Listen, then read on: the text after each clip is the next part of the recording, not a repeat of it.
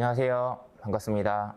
자, 오늘은 여러분들 조건 추리 유형 같이 보는 걸로 할 거예요. 조건 추리 유형이 어떤 유형인지 그리고 어떤 식으로 푸는지에 대한 내용이 여러분들 교재 92페이지에 나와 있는데요. 일단 텍스트로만 나와 있는 이런 내용을 보면 직관적으로 받아들여지지 않으니까 여러분들은 92페이지랑 93페이지 같이 펼쳐놓고 내용을 보시면 좋겠습니다. 자, 일단 93페이지에 있는 문제 잠깐 띄워놓고 먼저 봐드릴게요. 네, 자, 여러분들 보시면 우리가 이제 문제 해결 능력에서 뭐 이런 문제가 출제될 수 있거든요. 자, 문제의 특징을 좀 설명을 드리면 간단한 상황이 이렇게 제시가 되고요. 그 다음에 좀 더 구체적인 뭔가 그런 그런 상황에 대한 정보가 뭐 이런 식으로 나와요. 뭐 이거를 뭐 정보라고도 하고, 뭐 조건이라고도 하고, 뭐 단서라고도 하죠. 뭐 이런 애들이 나오고, 그 다음에 우리가 어떤 걸 확인해야 되는지 뭐 이런 게 나오는데, 자, 여러분들이 어떤 이런 문제를 봤을 때, 자, 어디에 초점을 맞춰서 풀어야 되냐? 일단은 문제를 좀 빠르게 훑어보면서 뭐 예를 들면 이렇게 등장하는 애들이 뭐 일곱 개구나 라는 거나 그리고 여기 나와 있는 정보가 어떤 종류의 정보구나 그리고 내가 어떤 걸 확인해야 되는 문제구나 이런 걸 보는 거예요. 무슨 말이냐? 자, 여기서는 7개가 등장하는데 내용을 보면은 자, 누가 누구보다 뭐 수송량이 더 많다 적다 이 정도로만 나와 있죠. 그러니까 수송량에 대해서 누가 많은지 누가 적은지 그 순서를 우리가 체크하는 문제다라는 게 파악이 돼요. 그거 외에는 다른 내용이 없죠? 뭐 이런 식인데 또 다른 문제에서는 뭐 여러 가지 정보가 뭐 나열되는 경우가 있어요. 뭐가 어쨌든 자, 여러분들이 문제를 봤을 때 어떤 정보를 정리해야 하는지 문제를 통해서 파악하고 그 다음에 풀이를 하는 뭐 그런 유형인데요. 다만 여기 있는 것들이 직관적으로 하나하나 바로바로 활용이 되는 게 아니기 때문에 여기 있는 정보들을 간단하게 정리할 수 있어야 되고 또 여기 나와 있는 6문장 얘네를 모두 만족하는 상황을 찾는 거거든요. 그러다 보니까 단순하게 어떤 특정 조건 하나 또는 뭐 2개 얘네만 볼 게 아니라 이 조건을 신경 쓰면서도 다른 조건에 위배되면 안 되는 상황을 찾아야 되는 거잖아요. 그러니까 여기 나와 있는 모든 조건을 한눈에 비교할 수 있도록 시각화하는 게 조금 중요하다고 할 수 있어요. 자, 뭐 이런 유형인데요. 일단은 간단하게 텍스트로 어떤 식으로 접근하는지에 대해서 제가 설명을 드리고 같이 한번 풀어보겠습니다. 자, 다시 92페이지 볼게요. 자, 보겠습니다. 자, 여러분들 조금 전에 문제 봤을 때 어떤 느낌이 들었나요? 우리가 나중에 NCS 공부를 조금 더 깊게 하게 되면 알게 될 텐데 NCS 공부를 좀 많이 해보신 분들은 더 잘 아실 거예요. NCS 시험에서 우리가 어렵다라고 느끼는 것 중에 하나가 뭐냐면 읽어야 하는 자료가 너무 많은 그런 문제들이 출제가 되거든요. 그러니까 뭐 어쩌다 저쩌다 우리가 이런 걸 생각하면서 푸는 것 외에도 그냥 읽기만 하는 데에도 시간이 오래 걸리는 그런 문제들이 있어요. 그런 문제들에 비해서 93페이지에 나와 있는 뭐 이런 문제는 읽어야 할 텍스트 자체는 적잖아요. 그러다 보니까 여러분들이 문제를 읽고 조금 빠르게 얘를 어떻게 풀어야겠다라는 걸 캐치하는 순간 우리가 조금은 더 간단하게 시간을 좀 아끼면서 풀 수 있는 유형이 되는 거죠. 자, 그래서 저는 조건 추리 유형은 가능하면 정답률을 조금 끌어올렸으면 하는 유형이라고 이렇게 생각을 하고 다만 조건 추리 유형은 뭐 지난번에 공부했던 진실게임 유형처럼 조금은 어렵게 출제되는 경우가 있어요. 자, 그래서 어렵게 출제될 때는 어떤 특징이 있는지 그런 것도 기억을 하고 어렵게 출제가 됐을 때는 여러분들이 그 문제를 풀지 말아야겠다는 판단도 잘 하셔야 될 겁니다. 자, 그런 것들을 이제 앞으로 자세하게 알아보도록 하겠습니다. 자, 봅시다. 자, 조건 추리. 뭐 여기에도 뭐 빈출 유형이니까 반드시 대비해야 할 유형 중에 하나라고 나와 있죠. 물론 아예 안 나오는 경우도 있어요.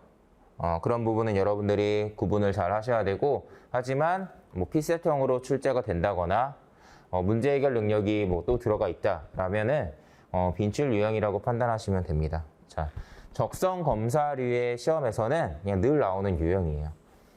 우리가 공기업 필기시험 공부를 하고 있지만 뭐 사기업 필기시험 인적성에서도 추리 영역에 가장 많은 비중을 차지하고 있는 유형이 바로 얘네예요.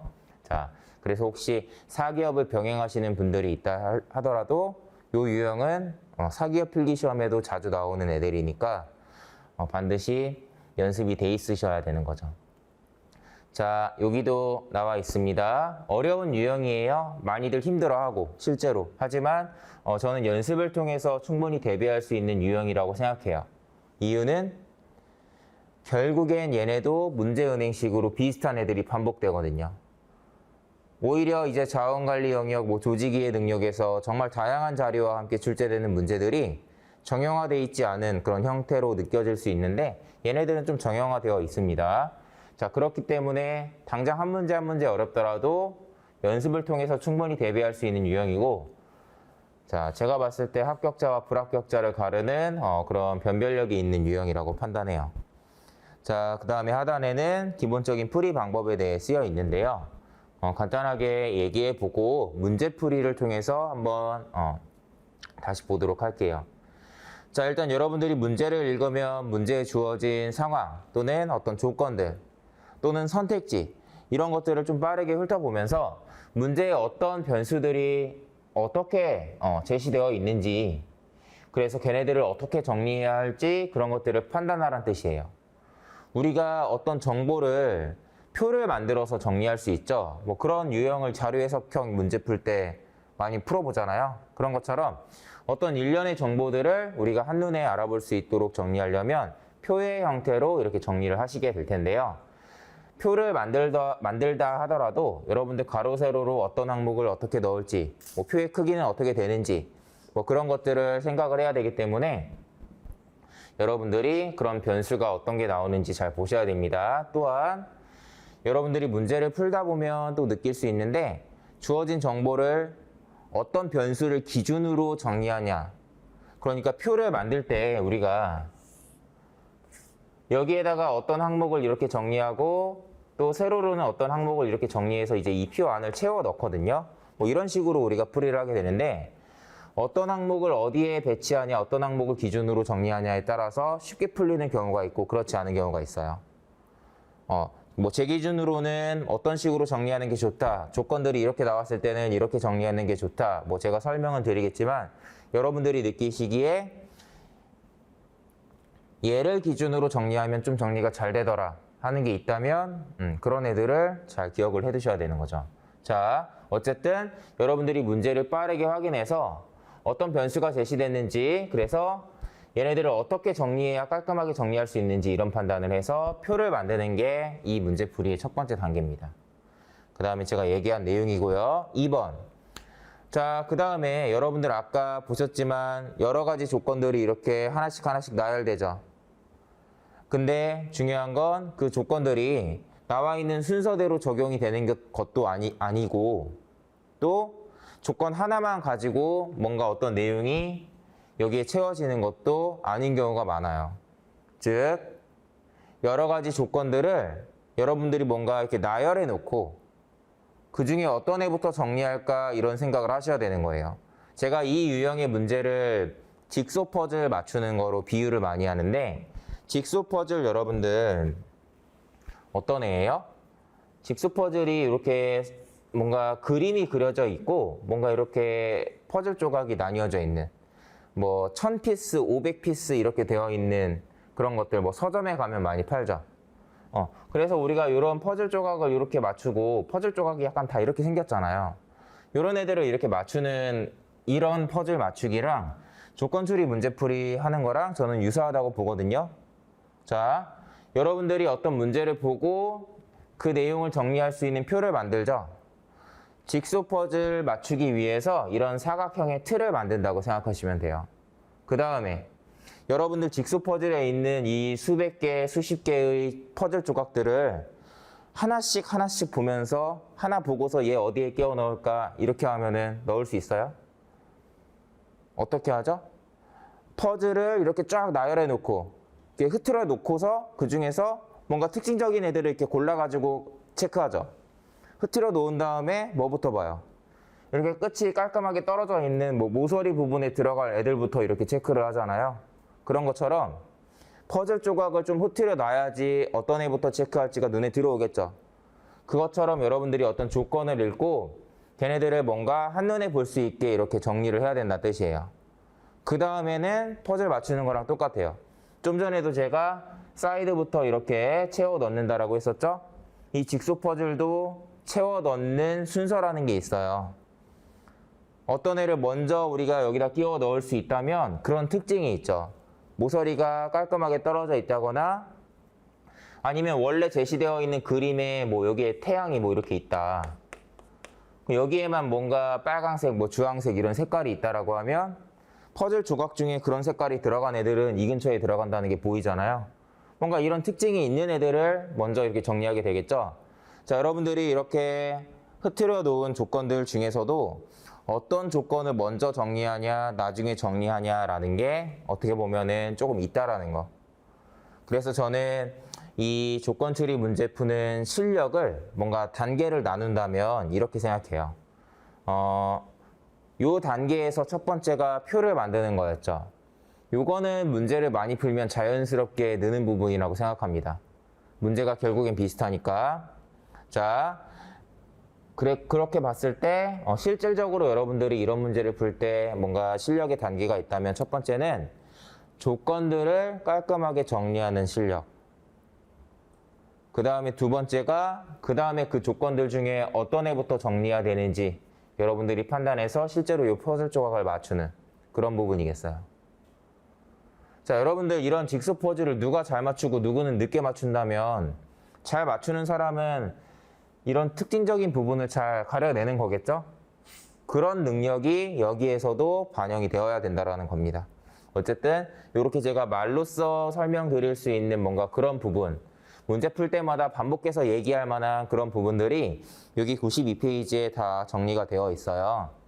지금은 글만 먼저 이렇게 나와 있기 때문에 무슨 말인가 싶으실 수도 있지만 여러분들이 예제를 풀고 나서 한번 다시 보고 연습 문제를 어느 정도 풀고 나서 또 다시 보면은 그때 또 볼 때마다 좀 새롭게 이게 이 말이었구나 라고 느껴지는 부분이 있을 겁니다. 자, 그렇게 한번 보시면 되고요. 저희는 이제 조건 추리 유형을 하나하나 좀 풀어볼 거예요. 자, 얘네도 유형을 좀 구분해 볼 수 있는데 가장 기본적인 유형이 자, 93페이지 아까 봤던 예제인데요. 일열 나열형 문제예요. 어떤 순위, 등급, 뭐 순서, 나열되어 있는 순서, 서 있는 순서 또는 어떤 일정 뭐 월화수목금토일이라고 하면 그런 일정이 될 수도 있고요. 또는 어떤 자리 배치 뭐 어쨌든 어찌됐든 간에 뭐 어떤 내용이 나오더라도 뭔가 어떤 애들이 어디에 순서대로 이렇게 나열되는 뭔가 그런 상황에서 여러분들이 문제를 보면 누가 누구보다 순서가 앞이다 뒤다 뭐 이런 정보들을 가지고 풀이하는 그런 유형을 말해요. 어떤 정보들이 결국엔 일렬로 이렇게 나열이 되는 그런 유형의 문제이기 때문에 제가 일열 나열형이라고 구분하고 있는데요. 물론 얘네도 어렵게 내고 싶으면 정말 어렵게 낼 수 있는 유형이에요. 하지만 일반적으로는 그래도 순서만 체크하면 되기 때문에 다른 종류의 조건 추리 문제보다는 좀 쉬운 편에 속하고 NCS 시험 수준에서 출제될 수 있는 일열 나열형 문제는 웬만하면 맞았으면 합니다. 자, 어떤 식으로 푸는지를 제가 한번 보여드리고요. 나중에 연습 문제 풀 때 여러분들이 직접 풀 시간을 조금씩 드리도록 할게요. 자, 제가 문제를 보는데요. 자, 어떤 식으로 푸는지 그 순서를 나눠서 한번 설명을 드릴게요. 자, 봅니다. 일단 제가 봤을 때는 7개가 등장하고 수송량이 많은 순으로 뭔가 나열한다라는 이런 내용이 나오죠. 그 다음에 뭔가 그런 내용만 있어요. 그러니까 우리가 순서 외에는 따로 정리할 게 없다라는 게 보이죠. 자, 그러니까 저는 순서만 이제 정리하면 되는 유형이다라는 걸 파악을 했고 얘네가 7개이기 때문에 물론 이런 식으로 보통은 순서를 여러분들이 만약에 나중에 알게 된다면 여기다가 이렇게 정리를 하게 될 거예요. 자, 보겠습니다. 표도 이런 식으로 선 하나 그리는 것도 아쉬우니까 이런 박스 안에다가 저는 같이 이렇게 그리는 편이고요. 자, 이렇게 하는 게 아까 얘기했던 1단계입니다. 뭐 어렵지 않죠? 문제를 자주 풀다 보면은 순서 배열하는 다른 비슷한 문제는 다 이렇게 비슷하게 만들겠죠? 그러다 보니까 여러분들이 표를 만드는 부분은 뭐 처음에는 조금 헷갈릴 수는 있어도 자연스럽게 나아질 거예요. 자, 두 번째. 자, 여러분들 이런 유형의 문제를 어렵게 만드는 요인이 있다면 뭐가 있을까요? 자, 여러분들 이 문제가 좀 까다로운 이유가 뭐냐면 조건 추리 유형은 잘 풀다가 뭔가 막히면 거기서 시간이 많이 흘러가요. 뭔가 자연스럽게 이렇게 돼야 되는데 직소 퍼즐 맞출 때도 자연스럽게 하나씩 뭔가 이렇게 흐름에 따라 맞춰가면 좋은데 뭔가 어느 순간 막혔어. 그 얘기는 뭐예요? 지금 뭔가 눈에 안 들어온다는 뜻이죠. 얘네도 그럴 가능성이 있어요. 자, 그래서 뭔가 지금 어떤 조건이 체크가 안 되고 눈에 안 들어오면 이 퍼즐이 안 풀리는 경우가 있거든요. 그러다 보면은 그거 고민하고 있을 때 시간이 1분, 2분 지나가고 자기도 모르는 사이에 너무 집중해서 생각을 하고 있다 보면 시간이 확 지나가 버리는 거예요. 그래서 막상 딱 문제를 풀고 나서 보니까 3, 4분 지나가 있는 거지 이미. 그런 경우에는 사실 푸는 이만 못하기 때문에 여러분들이 이런 문제를 풀 때는 대개 1분에서 2분 사이에는 그래도 어쨌든 답이 나왔으면 좋겠어요. 뭐 이런 문제라고 해서 무조건 1분 안에 풀어라 라고 얘기하는 건 아니고 1분 안에 풀 수 있게 쉽게 나올 때도 있지만 좀 어렵게 나올 때도 있으니까 그 시간이라는 걸 꼭 1분으로 이렇게 잡진 마시고요. 뭐 1, 2분 정도? 2분 내외에 어쨌든 무조건 맞힐 수 있게 풀 수 있다면 뭐 풀만합니다. 근데 그 이상이 걸리면 안 되겠죠? 근데 그 이상이 걸릴 수 있다고요. 풀만하다고 생각해서 열심히 보고 있는데 뭔가 중간에 막히는 이런 경우가 생기는 문제예요. 그러면 이도저도 못하게 되죠. 시간을 이미 썼으니까. 그러니까 그런 부분을 조심해야 되는데 제 기준으로는 제가 언제 그러냐. 아까 얘기했지만 조건 하나가 계속 눈에 안 들어와. 이게 체크가 안 되는 거예요. 그리고 뭔가 어떤 조건을 빼먹거나 요 위에도 뭐 어떤 조건이 나올 수도 있어요. 뭐 그런 걸 빼먹거나 하는 경우가 있거든요. 그래서 그렇지 않도록 해야 됩니다. 또한 여러분들이 뭔가 잘 안 풀리면 제일 먼저 하는 행동이 뭐예요? 내가 어떤 조건 잘못 체크했나? 다시 읽어요, 이거를. 중간에 빼먹은 게 있나? 다시 보죠, 어쨌든. 이런 거 다시 읽다가 시간 다 가는 거예요. 그래서 저는 그런 것들을 좀 이렇게 어떤 리스크를 여러분들이 관리하기 위해서 어떤 식으로 접근했으면 하냐면 얘네들을 그냥 어떻게 보면 써있는 순서대로 정리를 하는 거예요. 써있는 순서대로 정리해요. 하나하나 차곡차곡. 얘 보고 막 이렇게 순서 없이 보다 보면 뭔가 놓치는 부분이 생길 수 있기 때문에 그냥 순서대로 봅니다. 자, 일단 제가 정리해 볼 건데 이거를 정리하고 나서 그 다음에 풀이를 하는데 여러분들 사실 이런 유형의 문제 자세하게 풀어 쓴 해설지를 보면 처음에는 이 조건 때문에 어떻게 되고 그 다음에는 이 조건 때문에 어떻게 되고 뭔가 조건들을 적용하는 그런 순서라는 게 있거든요. 그런 순서를 해설하는데 그런 건 의미 없어요. 왜냐하면 문제를 푸는 사람 입장에서 여러분들 이 6개의 조건 중에 어떤 애부터 봐야 되는지가 눈에 팍팍팍 들어와요. 그게 아니죠. 그죠?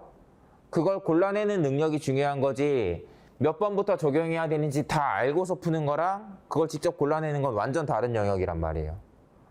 그러니까 여러분들이 해설을 볼 때는 그냥 이런 사고 과정에 의해서 답이 얘다 정도만 보시면 되고 중요한 건 적용하는 순서를 내가 골라내는 능력 그런 게 필요한 거죠. 해보겠습니다. 자, 봅시다. G는 D보다 순위가 높고요. E와 F보다는 순위가 낮대요. 이런 걸 제가 어떻게 정리하냐면 일단 바로 써 넣을 수 없는 정보죠. 얘네가 몇 위인지 모르니까 여기 어딘가에 바로 써 넣을 수 없어요. 바로 써 넣을 수 없는 정보는 뭐 이런 주변에 정리를 하는 거예요. 주변에 정리하는데 최대한 시각적으로 정리를 해요. 시각적으로 정리한다는 건 뭐냐면 지금 얘는 텍스트로 나와 있지만 나중에 다른 문제를 풀다가 다시 한번 이걸 체크하게 되면 또 다시 읽어봐야 돼요. 텍스트로 읽을 때는. 그런데 제가 이걸 어떻게 정리하냐? 자, 제가 지금 정리하고 있을 때 이렇게 정리한다고 하면 철도 수송량이 많은 애들, 철도 수송량이 많은 애들을 어디에다 써요? 이 왼쪽에다 쓰죠. 철도 수송량 순이에요, 이게. 철도 수송량이 적은 애들을 이 아래쪽에다 쓰거든요. 오른쪽에다가. 그거를 보는 거예요. 자, 무슨 말이냐면 이런 건 G가 D보다 순위가 높으면 어찌됐든 G는 D보다는 왼쪽에 들어가겠죠. 그런 식으로 나열하는 거예요. 왼쪽에 들어간다라는 걸 그냥 이렇게 써놔요. 그 다음에 E와 F보다는 순위가 낮아요. 그러면 제가 E와 F를 이렇게 왼쪽에 쓰겠죠. 그렇죠? 뭔가 얘네가 제일 왼쪽에 들어갈 테고 G가 가운데 그 오른쪽에 D가 들어갈 거예요. 사이사이에 누가 낄 수도 있으니까 그런 것들은 나중에 체크하게 되는 거고 E와 F는 저 위에 나와 있는 정보만으로는 순서를 알 수 없죠. 직접적인 순서를 알 수 없으니까 제가 헷갈리지 않도록 그냥 세로로 나열하고 있는 거예요. 이해돼요? 왼쪽에 쓰면 앞에 있는 거라고 제가 생각할 수 있으니까. 자, 그래서 요거를 그냥 단순하게 이렇게 문자를 나열하는 느낌으로 정보를 정리합니다. 자, 그 다음에 2번 볼게요. D와 A는 철도 수송량 순위에서 이웃하지 않는데요. 이 말은 바로 앞뒤에 이렇게 붙지 않는다는 뜻이죠. 자, 그리고 어쨌든 이 두 번째 조건에서도 첫 번째 조건에 언급된 이 D가 있기 때문에 같이 적어주는 게 좋은데 저는 보통 이렇게 이웃하지 않는다라는 조건을 어떻게 정리하냐면 이런 식으로 그냥 화살표 방향으로 얘네가 이렇게 떨어져 있다라는 느낌으로 이렇게 표시를 해요. 자, 그냥 표시를 한 거예요. 물론 A가 왼쪽에 들어갈 수도 있고 오른쪽에 들어갈 수도 있어요. 아직 모르죠? 그러니까 조금은 위쪽에다가 제가 이렇게 쓴 거예요. 그 다음 봅시다. C는 G보다 철도 수송량이 적대요. 그럼 여러분들 C가 어디에 들어가야 되죠? G보다 오른쪽에 들어가겠죠? 오른쪽에 들어가는데 어때요? D보다 앞인지 뒤인지 모르죠? 어쨌든 뭔가 이 순서라는 게 있을 때 G보다 C가 더 오른쪽이에요. C는 이쪽에다가 넣습니다. 자, 그 다음 네 번째 볼게요. B는 F보다 철도 수송량이 많대요. 자, 그러면 어떻게 들어가요? 요 F보다 확실히 앞이에요, B가. 자, 그러니까 이렇게 조금 표시를 해놓습니다. B가 F보다 확실히 앞이니까 F 왼쪽에다가 이렇게 썼고요. 그 다음 다섯 번째, D는 A보다 철도 수송량이 많다. 그럼 여기다 체크했던 요 A가 이렇게 뒤로 들어가야 되죠? 그러니까 A가 D보다 오른쪽에 확실하게 들어가야 되고 이 중간에 누군가가 최소한 하나는 꼭 들어가야 된다라는 거 체크합니다. 자, 지금 요거 체크할 때도 제가 어떻게 해요? A가 오른쪽에 들어간다는 걸 체크하지만 이전에 D나 A에 대한 내용이 나온 적이 있었잖아요. 지금 이걸 제가 표시해 놨기 때문에 같이 보이는 거예요. 그래서 여기 가운데 누군가 들어가야 된다라는 것도 좀 바로 체크가 되는 거죠. 자, 그 다음 마지막 B의 수송량이 가장 많은 건 아니다. 이건 어떻게 표현해요? B 앞에 누군가가 들어간다라는 식으로 이렇게 표현하면 되죠. B 앞에 누군가 하나는 있다 라는 느낌으로 표현을 하게 됩니다. 자, 그러면 여러분들 지금 거의 다 정보를 정리했는데 자, 우리가 7개의 도시를 정리하는 거였죠. 자, 일단 확실하게 순서를 아는 애들만 한번 체크해 볼까요? 하나, 둘, 셋, 그 다음에 넷, 다섯, 여섯, 일곱, 이런 식으로 다시 하나, 둘, 셋, 넷, 그 다음에 다섯, 여섯, 일곱. 이렇게 확실하게 순서 아는 부분 보시면 어때요? 7개가 다 나왔죠? 자, 그러니까 더 들어갈 문자는 없는 거고 요 앞쪽에 들어갈 수 있는 애는 당연히 2일 테고 요 가운데 들어갈 수 있는 애는 C밖에 없잖아요. 그래서 이런 식으로 정리를 하게 되면 여러분들 이런 식으로 뭔가 정리가 되겠습니다. 자, 그래서 순서는 이런 식으로 정리할 수 있었고요. 도시 E의 순서를 물어봤었는데 첫 번째로 체크가 되네요. 뭐 이런 느낌으로 정리가 돼요. 자, 하나씩 하나씩 계속 풀어보면서 유형을 익혀봅시다. 자, 다음 페이지로 넘어가세요.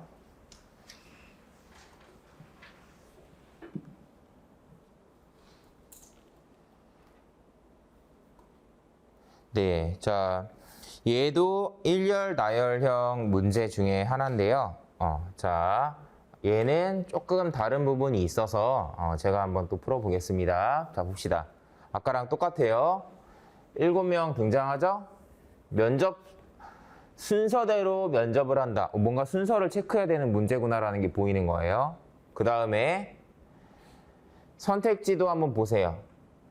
자, 선택지에 누가 몇 번째로 면접을 진행한다. 이 정도만 나와 있죠. 뭐 예를 들면 이런 소재로 문제를 만들 때 누가 뭐 어느 부서에 지원했다. 누구의 성별은 뭐다. 누구의 전공은 뭐다. 뭐 이런 정보까지도 넣을 수도 있어요. 근데 선택지를 보니까 그런 내용 전혀 없이 그냥 면접 순서에 대한 내용만 나와 있잖아요. 선택지 내용까지 딱 봤을 때 결국엔 이 문제를 푸는 데 있어서 여러분들이 면접 순서만 알면 된다라는 게 좀 보이죠. 자, 그래서 얘도 7개니까 이렇게 좀 써놓고 이제 풀이를 하게 됩니다. 자, 첫 번째. A와 B 사이에 면접을 진행하는 지원자가 한 명 있대요. 요거는 여러분들이 뭐 정리하는 방식이 사람마다 다를 수 있기 때문에 여러분들이 원하는 대로, 여러분들이 편한 대로 헷갈리지 않는 방식으로 정리하시면 되는데 저는 보통 이런 거를 정리하는 방식이 두 가지가 있어요. 그냥 A랑 B가 떨어져 있는데요. 이 사이에 한 명이 들어간다 이렇게 표현하기도 하고요. 아니면 여러분들 A와 B가 들어갈 때 누가 앞인지 뒤인지 모르니까 순서는 모르겠죠? A가 앞인지 B가 앞인지 몰라요. 어쨌든 A와 B가 이 동그라미 자리에 들어간다면 자, 두 명 사이에 이렇게 하나가 들어간다. 이렇게 표현하기도 합니다. 방식의 차이인데 저는 개인적으로는 뭐 둘 다 이제 활용은 하지만 이런 느낌으로 표에 들어가는 모양대로 정리하는 걸 좋아해요. 표에 들어가는 모양대로, 이 모양이 좀 직관적으로 더 보이게. 자, 그 다음 정보 볼게요. 두 번째. 자, EFG는 연달아 진행한다라는 건 뭐죠? 여기 어딘가에 들어갈 때 같이 들어간다는 뜻이죠. 그러니까 뭔가 이렇게 세 자리에 EFG가 들어가는 거예요. 순서는 몰라요. 이렇게 써도 되고 아니면 이렇게 써도 돼요. 연달아 들어간다? E랑 F랑 G가 이렇게 묶여 있어. 다만 순서는 모르니까 제가 그냥 괄호로 묶어요.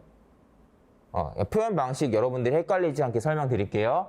만약에 E와 FG가 그냥 저 순서대로 들어간다고 했으면 저는 EFG를 그냥 이렇게 뭔가 묶어버려요. 이렇게 하나로. 덩어리로 이렇게 닫아버리는데 순서는 모른다 그러면 저는 이렇게 그냥 괄호로 열어놓거든요. 이건 저만의 표현 방식이죠. 여러분들도 그렇게 구분을 해야 되는 거예요. 나중에 이렇게 표현해 놓고서 이 순서 그대로 들어가 이렇게 헷갈리면 안 되잖아요. 자, 이런 걸 구분을 잘 하셔야 됩니다. 자, 이렇게. 자, 그 다음에 요거. 이 바로 전에 D가 면접을 진행한다. 요거니까 이거는 D 바로 다음에 E 이렇게 들어간다는 뜻이죠.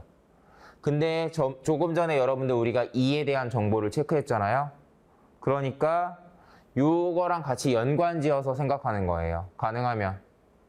자, 어떤 정보를 정리할 때 가능하면 연관지어서 생각합니다. 자, 그럼 어떻게 돼요? 이렇게 되겠죠. D와 E가 이렇게 연달아 들어가고요. 그 뒤에 여기에 F랑 G가 들어갈 거예요. 그 뒤에. 요렇게 들어가겠죠. 얘네들은 붙어 있고 이 D는 순서를 몰라요. 자, 그 다음 마지막. C는 두 번째로. 자, 그럼 여기가 C입니다. 자, 이렇게 됐는데요. 자, 여러분들 제가 지금 어떻게 했냐면 조건들을 순서대로 정리하면서 뭔가 제 나름의 방식으로 이렇게 적어놨죠. 자, 이제부터 해야 되는 게 뭐냐? 퍼즐 맞추기 하는 거예요.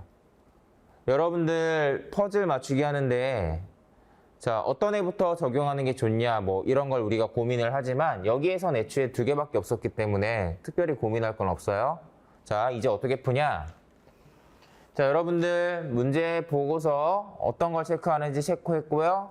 여기 나와 있는 조건들 전부 다 봤죠? 두 번 다시 볼 필요 없어요. 여러분들은 여기만 보고 푸는 거예요. 여기만 보고. 여기만 보고 퍼즐 맞추기 하는 거예요. 논리적으로 사고한다라는 느낌보다는 퍼즐 맞추기 한다는 느낌. 자, 여러분들 퍼즐 맞추기나 또는 뭐 테트리스 이런 거 알죠? 어떤 특정한 모양의 어떤 조각을 이렇게 끼워 넣는 그런 어떤 게임이잖아요. 그런 거랑 비슷해요. 여기 지금 6개의 칸이 있는데요. 거기에 이런 내용을 넣어야 되는 거예요. 그럼 여러분들이 이제 생각을 하는 거죠. 얘네들을 둘 다 끼워 넣으려면 어떻게 끼워 넣어야 될까? 퍼즐 맞추기 하는 거예요. 예를 들어 볼게요. 자, 이런 문제 풀 때 어떤 조건을 이렇게 끼워 넣는 그 단계에서는 대체로 이렇게 정보량이 많은 애를 좀 먼저 보는 게 좋거든요. 정보량이 많은 애. 그러니까 뭔가 덩어리가 이렇게 큰 그런 애들을 정리해야지 얘가 정리가 되면 남은 공간이 별로 없죠. 그러니까 나머지 조건을 체크하기가 쉬워진단 말이에요. 그러니까 얘를 가지고 바로 집어넣는 게 아니라 여기서는 좀 머릿속으로 생각을 하세요. 아니면 간단하게 선을 긋거나 얘네가 지금 여기에 들어갈 수 있는 자리가 이렇게 3, 4, 5, 6 아니면 4, 5, 6, 7에 들어갈 수 있죠. 3, 4, 5, 6에 들어간다고 했을 때 이거 체크했으니까 남은 거 얘죠. 이렇게 들어간다고 했을 때 A와 B에 대한 정보가 정리될 수 있는지. 얘네가 이렇게 하나 걸러서 이렇게 끼워 넣는 거거든요. 끼워 넣을 수 있는 자리가 없잖아요. 그럼 얘는 아니구나 바로 생각하면 되고 요게 들어가겠죠 그러면. D와 E가 들어가고 여기에는 F와 G가 들어갑니다. 자, 그 다음에 여기에 이제 A랑 B가 이렇게 들어가겠죠. 자, 그래서 이런 순서로 정리가 되는구나 라고 마지막에 최종적으로 정리할 수 있는데 자, 지금 보시다시피 우리가 체크해 놨던 이런 정보들 요 두 개 끼워 넣는 거 딱 생각하고 나니까 어때요? 우리가 지금 정리했던 정보들을 모두 다 활용했죠. 그러면 얘네는 이제 더 이상 알 수 없다는 거예요. 확인할 수 없는 정보라는 거죠. 그래서 이 상태에서 답을 내는 거고 다만 요건 알아둬요. 지금 이 문제는 이 상태에서 항상 옳다고 추론할 수 있는 걸 물어보고 있어요. 그래서 확실하게 나와 있는 정보인 5번째로 2가 면접을 진행한다라는 이 내용이 정답이 되는 거거든요. 근데 이 문제에서 조금 뭔가 변형을 하면 자, 이거 경우의 수가 몇 개냐라고 물어보는 내용이 나올 수도 있어요. 이들의 면접 순서로 가능한 경우의 수는 뭐 4가지이다. 5가지이다. 이렇게 나올 수도 있거든요. 몇 가지죠? A와 B가 자리를 서로 바꿀 수 있으니까 2가지. A가 앞인 경우, B가 앞인 경우. 얘네도 마찬가지. 2가지죠. 2가지니까 4가지가 되는 거예요. 경우의 수 있죠? 우리가 수학에서 수리 영역에서 그 일렬로 나열하는 문자를 일렬로 나열하는 그런 경우의 수 생각하는 거랑 비슷한 거예요. 그래서 이런 식으로 경우의 수까지 물어볼 수 있습니다. 자, 한번 정리를 해봤고 그 다음 넘어갈게요. 95페이지. 자, 여기에는 원탁 배열형이라고 제가 체크해 놨어요. 뭐냐? 뭐 아래 문제 보면 바로 알겠지만 어떤 특정 대상들이 원탁에 둘러앉는다 또는 뭐 동그랗게 둘러앉는다 이런 상황이 제시되는 경우예요. 자, 그래서 우리가 어떤 6명이 원탁에 둘러앉는다 라고 하면 대체로 이렇게 같은 간격으로 이렇게 둘러앉는 경우를 말하는 거거든요. 그래서 6명이 둘러앉는다 라고 하면 이렇게 우리가 동그라미 그려놓고 여기엔 누가 앉고 여기엔 누가 앉고 6번이랑 마주보는 자리는 뭐 3번이고 이런 식으로 그림을 그려서 푸는 경우가 있는데 여러분들 이렇게 풀 때 단점이 하나 있어요. 뭐가 있을까요? 원탁에 이렇게 둘러앉는다라고 했을 때 실제로 이렇게 동그라미를 그려놓고 풀면 푸는 경우에 조금 우리가 헷갈릴 수 있는 요소가 있습니다. 뭐가 있냐면, 자, 문제에서는 밑에도 잠깐 나와 있지만 누구 옆에 누가 앉는다, 누구의 오른쪽에 누가 앉는다, 뭔가 이런 방향에 대한 내용이 나오거든요. 방향에 대한 내용이 나올 때 그 방향은 우리가 실제로 이런 테이블에 둘러앉아서 뭐 식사를 하는 경우라고 생각해 보면 전부 다 이 앞을 바라보고 있죠. 그렇죠? 그러니까 원의 중심을 바라보고 있을 때의 왼쪽 오른쪽을 말하는 거예요. 그러니까 내가 볼 때는, 문제를 푸는 내가 볼 때는 오른쪽은 여기고 왼쪽은 여기지만 여기에서 6번의 오른쪽은 얘란 말이에요. 1번. 6번의 왼쪽은 5번이고요. 그쵸? 물론 이게 그렇지 이거 별거 아닌데? 라고 느낄 수 있는데, 여러분들 NCS라는 시험, 모든 시험이 다 그렇지만 여러분들 시험 볼 때 실수로 틀리는 경우가 있잖아요. 그쵸? 실수로 틀리는 경우가 있고 또 그런 게 또 많으신 분들이 또 있을 거예요. 항상 하는 후회가 실수만 안 했으면, 그런 경우가 있는데, 저는 물론 실수를 안 해야겠다라는 우리가 그런 마음가짐을 가져가는 건 좋지만 실수를 안 해야겠다라고 생각한다고 해서 실수를 안 하는 건 아니라고 생각해요. 실수는 말 그대로 실수예요. 내가 의도한 게 아니란 말이에요. 나도 모르게 하는 거죠. 이런 거 지금 헷갈리지 않을 것 같지만 문제 풀다 어느 순간 오른쪽 왼쪽을 뭔가 잘못 체크하면 그냥 틀리는 거예요. 그러니까 저는 어떻게 푸냐면 실수할 수 있는 여지를 만들지 않는 방식으로 실수를 줄여요. 내가 어느 부분에서 자꾸 실수한다? 그 실수를 안 하려면 어떤 행동을 해야 될까라는 쪽으로 뭔가 바꾸는 거죠. 그러니까 저는 어떻게 하냐면 이런 부분에 있어서 제가 실수를 해본 적이 있으니까 또 이렇게 설명하는 거겠죠.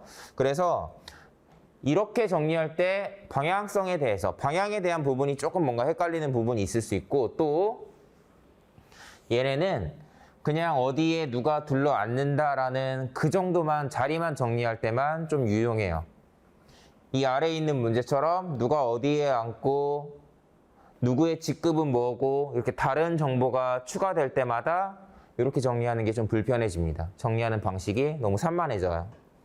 그래서 저는 어떻게 정리하냐면 여러분들 이렇게 동그랗게 있는 이 동그란 고무줄을 이렇게 자르면 어떻게 돼요? 그냥 이렇게 일자로 펴지죠. 그 느낌으로 보는 거예요. 지금 제가 이 자리의 번호를 반시계 방향으로 써놨죠? 이 반시계 방향의 번호를 그냥 이렇게 1, 2, 3, 4, 5, 6으로 나열하는 거예요. 그러면 어떻게 돼요? 4번의 왼쪽이 어디죠? 3. 오른쪽은 5. 여러분들 1번의 왼쪽이 어디예요? 저 그림 보는 게 아니라 1번의 왼쪽은 왼쪽이잖아요. 돌아가야 되니까 6이겠죠. 1번의 오른쪽은 바로 오른쪽에 있는 2. 왼쪽 오른쪽을 그냥 여기에서 좌우로 보면 돼요. 다만 방금 얘기한 것처럼 1번 왼쪽은 6번이고 6번 오른쪽은 1번이다라는 거, 이런 것만 헷갈리지 않으면 되고, 또 여러분들 얘네가 6개죠? 대체로 짝수로 많이 주는데 어쨌든 이렇게 짝수로 주는 이유는 짝수로 줘야지만 마주본다라는 정보가 나오거든요. 짝수로 보통 주는데 그럼 이렇게 가운데 딱 자르면 1, 2, 3, 4, 5, 6으로 나뉘죠. 얘네가 순서대로 마주보고 있는 자리예요. 1번이랑 4번, 2번이랑 5번, 3번이랑 6번이 마주보고 있는 거죠.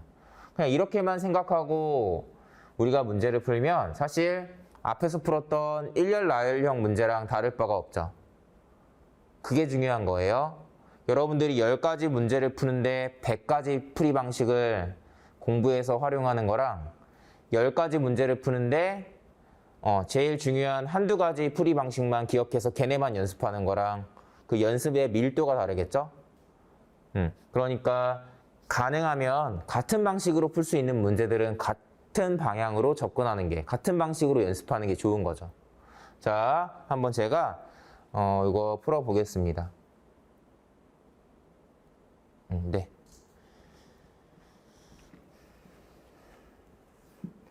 자, 제가 문제를 보고 어떤 순서로 푸는지 한번 체크해 볼게요. 자, 8명이 원탁에 둘러앉는다라는 내용 나오면 조금 짧긴 한데 제가 뭐 이런 식으로 1, 2,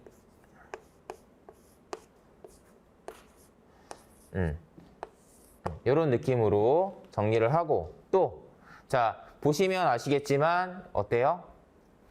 사람이 누가 어디에 이렇게 들어가냐 그것도 중요하지만 직급도 중요하죠. 그러니까 너무 붙여서 쓰긴 했는데 사람을 요 위에다 쓸 거고요. 제가 직급을 요 바로 아래 칸에 이렇게 쓰겠습니다. 자, 그러니까 뭐 네 번째가 A면 이렇게 쓰고 A가 부장이면 이렇게 쓰겠다는 뜻이에요. 자, 이렇게 정리해 볼게요. 자, 첫 번째 조건. 여러분들이 문제를 많이 풀면 많이 풀수록 느끼는데 이런 문제가 어렵구나. 이런 문제가 나한테 뭔가 어렵게 느껴지는구나. 또는 이런 문제가 푸는데 시간이 오래 걸리는구나. 정답률이 떨어지는구나. 그런 특징을 잘 캐치하셔야 되거든요. 저 같은 경우도 마찬가지인데 시행착오를 다 겪고 나서 뭔가 풀이 방식이 완성이 된 거예요. 예를 들면 아까 얘기한 것처럼 원탁의 배열하는 거 저도 이 NCS나 인적성이라는 걸 처음 접했을 때는 저도 웬만하면 동그라미 그려서 풀었어요. 근데 뭔가 그렇게 푸는데 말리는 경우가 있고 한 번 말리면 시험 자체를 말리는 경우가 있기 때문에 그 방식은 제가 폐기한 거예요. 그 다음에 자, 제가 어떤 문제를 풀 때 이런 정보가 주어지는 경우가 있었어요. 누구는 몇 명이고 누구는 몇 명이야 이렇게 수를 제한하는 조건이 들어가는 경우가 있거든요. 자, 여러분들 그럴 때 이런 게 지금 당장 의미는 없어요. 처음에 딱 체크가 되지만 대리랑 사원, 과장 대리 사원이 둘둘둘이래요. 근데 뭐 그거 갖고 뭐 우리가 바로 여기다 체크할 수 있는 게 없잖아요. 그죠? 그러니까 이런 조건은 대체로 확인은 되지만 그냥 넘어가게 되고 언제 활용이 되겠어요? 나중에 과장에 대한 이야기가 나올 때 과장은 2명이지. 뭔가 그렇게 확인되겠죠. 이런 조건은 항상 다른 조건과 같이 활용이 되는 애들이에요. 그러니까 요거 자체로 단독으로 활용이 되기보다는 다른 조건들이랑 계속 확인을 해야 되는 좀 전제처럼 이렇게 깔려있는 그런 조건이거든요. 근데 이런 조건들을 되게 문제 풀다 보면 중간에 이제 까먹게 되고 놓치게 되는데 그러다 보면 문제풀이 시간이 길어지는 경우가 있어요. 그래서 저는 어떻게 하냐면 특히 저는 이런 수를 제한하는 그런 조건이 나올 때 이게 문제풀이의 결정적인 힌트가 된다는 걸 많이 느껴봤기 때문에 이걸 절대 잊지 않기 위해서 11, 222이죠. 이런 거를 여기다가 써요. 왜냐하면 우리가 이제 문제 풀 때 저는 여기만 보고 풀거든요. 그러니까 보이는 데다가 써놓는 거예요. 자, 그 다음 자 보겠습니다. 자, 여러분들 이 문제 봅시다. 부장부터 여러분들 순서대로 오른쪽으로 발언한다고 하죠. 1번이 부장이에요. 오른쪽으로 순서대로 이렇게 발언한다는 뜻이죠. 자, 1번이 부장입니다. 요게 문제에 나와 있던 정보예요. 자, 그 다음에 우리 마저 봅시다. 자, 두 번째 조건 F가 부장이고 맞은편에 2래요. 자, 얘가 부장이고 맞은편은 어디예요? 반 자르라고 했죠? 맞은편은 5번입니다. 5번에 2가 들어가요. 자, 그 다음 3번. 자, G는 A 바로 다음, B 바로 이전이래요. 그러면 얘네 3명은 순서대로 나열되어 있는 거죠? 자, 여러분들 G가 어딘가에 들어가는데요. A 바로 다음, 그럼 A가 왼쪽이란 뜻이고 B 바로 이전, B가 오른쪽이란 뜻이고 이렇게 셋이 묶여있다는 뜻이에요. 자, 그러면 얘네는 아마도 여기 아니면 여기겠죠. 좀 미리 보입니다. 자, 그 다음 네 번째 C는 차장이고요. 과장의 바로 왼쪽이래요. 자, 그럼 여기 어딘가에 C가 들어가면 C 밑에는 차장이라는 직급이 체크가 될 거고 과장의 바로 왼쪽이라고 했으니까 C의 오른쪽에 과장이 이렇게 들어가겠죠. 자, 왼쪽 오른쪽 이런 내용이나 직급이나 사람에 대한 이런 내용을 정리할 때 제가 지금 어떻게 정리해요? 표에 들어가는 모양대로 정리를 하죠. 표에 들어가는 모양대로 정리하는 거예요. 테트리스처럼 조각을 이렇게 끼워 넣기 위해서 그 모양을 보는 겁니다. 테트리스 해봤어요? 저 어렸을 때 무슨 한 게임 뭐 넷마블 되게 열심히 했었는데 자, 그런 느낌이죠. 뭐 이렇게 퍼즐 조각을 맞추는 거예요. 자, 5번째 볼게요. 대리는 부장의 양옆이래요. 어떻게 하면 되죠? 부장 나왔잖아요. 자, 2번이 대리라는 뜻이고 또 누가 대리죠? 부장의 왼쪽 8번도 대리라는 뜻이에요. 이렇게. 자, 그 다음에 과장은 서로 마주보고 있대요. 과장은 서로 마주보고 있답니다. 자, 그러면 어떻게 들어가야 되죠? 1번, 4번, 2번, 6번, 3번, 7번, 4번, 8번이에요. 이렇게 들어가야 되죠? 근데 들어갈 수 있는 자리, 과장 2개 들어갈 수 있는 자리가 하나밖에 없네요. 3번, 7번밖에 없으니까 3번이 과장이에요. 자, 그 다음에 잘 봐요. 제가 지금 과장에 대한 정보를 정리하면서 이전에 과장에 대한 정보가 나왔었다는 걸 같이 떠올리는 거예요. 이해돼요? 어떤 정보를 정리할 때 이전에 체크했던 정보를 같이 떠올릴 수 있으면 좋아요. 그럼 문제가 되게 스무스하게 풀려요. 자, 과장에 대한 걸 정리하면서 과장에 대한 정보가 한 번 있었는데 과장의 왼쪽에 차장 들어간다는 내용이 있었죠. 자, 과장 왼쪽에 차장이 들어갈 수 있는 게 여기 하나밖에 없죠. 그러니까 C에 대한 정보가 이렇게 들어가게 되는 거죠. 그러니까 이게 여기에서 뭔가 이렇게 정리가 됐어요. 자, 요거는 뭐 여러분들이 문제 풀 때는 뭐 지어가면서 풀진 않지만 필기시험에서는 활용이 된 정보는 그냥 이렇게 2번 다시 안 보게 되니까 자, 체크하면 됩니다. 자, 6번째. 마지막으로 발언한 사람이 H래요. 자, 그 다음에 H의 맞은편에 B가 앉는답니다. H의 맞은편이 어디예요? 4번이죠. 자, 그럼 여기가 B고, 그러면 생각을 해내야죠. A랑 G가 여기 들어가는 거고, 뭐 남아있는 사람, 여기가 D인가요? 자, 이 문제가 D의 발언 순서를 묻는 문제였으니까 7번째다라고 이렇게 체크가 됩니다. 자, 지금과 같은 케이스를 잘 봐요. 제가 여러분들 이 문제를 풀 때 어떻게 풀어요? 원래 저는 이런 문제를 풀 때 단계를 나눠서 푼다고 알려줬었죠. 첫 번째가 문제를 보고 정리할 표를 만드는 게 첫 번째. 두 번째가 조건들을 하나씩 보면서 뭔가 이렇게 시각적으로 표현하는 게 두 번째예요. 그 다음에 마지막에 정리하는 게 세 번째인데 얘는 어때요? 조건들을 하나하나 정리하다 보니까 그냥 문제가 끝나죠. 이런 식으로 풀 수 있으면 좋겠어요.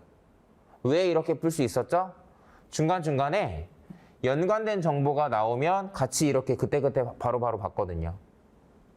그래서 이런 식으로 한 번에 딱 읽었을 때 풀 수 있는 문제가 있고 아닌 애가 있는데 풀 수 있는 문제, 있었던 그런 문제들은 여러분들이 웬만하면 빠르게 풀 수 있는 그 정도의 실력이 되었으면 좋겠습니다.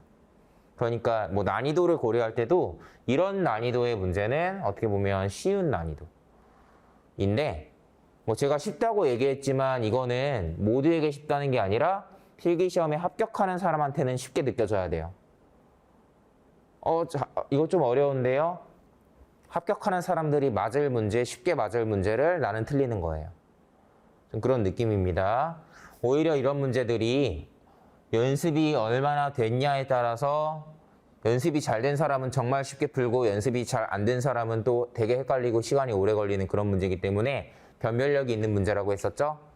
그러니까 이런 느낌으로 정리하실 수 있도록 연습을 해주셨으면 좋겠습니다. 자, 원탁 배열형도 이렇게 나열해서 푼다라는 거 미리 알려드렸고, 자, 여기서는 하나만 더 체크하고 마무리할게요. 여기에서는 1번이 F라는 게 나와 있었기 때문에 우리가 이렇게 풀었죠. 그냥 일렬 나열하는 걸로 하는 것처럼 풀었어요. 그런데 그런 정보가 안 나오는 경우가 있거든요. 자, 제가 이거를 그릴 때 아까 얘기했지만 1, 2, 3 반시계로 이렇게 그렸잖아요. 근데 사실 얘네가 그냥 앉아있는 요 순서를 그대로 이렇게 한 칸씩 돌려 앉는다라고 해도 뭐 달라지는 건 아니죠. 그러니까 이렇게 둘러 앉는 순서에 이 번호라는 게 큰 의미는 없단 말이에요. 원래는 이 자리의 번호랑 여기에서의 그 발언 순서랑은 다른 거예요. 자리만 배열하는 문제에서는 여러분들이 어떤 정보를 먼저 정리해야 될지, 어떤 정보부터 정리해야 될지가 좀 헷갈리는 경우가 있죠. 그럴 때 어떻게 하냐면 대체로 정보량이 많고 마주보는 자리에 대한 정보가 나오는 애를 먼저 활용하는 게 좋아요. 왜냐하면 마주보는 애들에 대한 정보가 나오면 일단 기준이 딱 서잖아요. 그죠? 그래서 여기서도 정보량이 많았던, 특히 부장에 대한 정보가 되게 많이 나오거든요. 부장에 대한 정보랑 부장에 대한 정보가 또 맞은편에 누가 앉는다라는 이런 내용까지 같이 나오죠. 그러니까 그런 경우에도 여러분들이 부장에 대한 정보를 먼저 이렇게 집어넣고 푸는 게 좋았을 거고, 다만 뭐 1번, 5번이 아니라 뭐 3번, 7번 이렇게 넣어놓고 풀어도 상관없어요. 그런 경우에는. 그런 것들만 체크하시면 되겠습니다. 자, 일단 여기까지 설명드리고요. 저희 잠시 쉬었다가 나머지 유형 한번 살펴보겠습니다. 네, 쉬었다 가겠습니다.